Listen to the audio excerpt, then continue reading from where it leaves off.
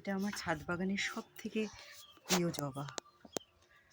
কালারটা এত সুন্দর, মানে অবাক করার মতো। মানে আমি যেদিন গাছটা কিনেছি, মানে আর দরদাম করিনি, মানে আমি এটাকে নেবই। হ্যাঁ, আজ অনেকটা ফুল ফুটেছে একসঙ্গে, 2-3টে করে ফুটে।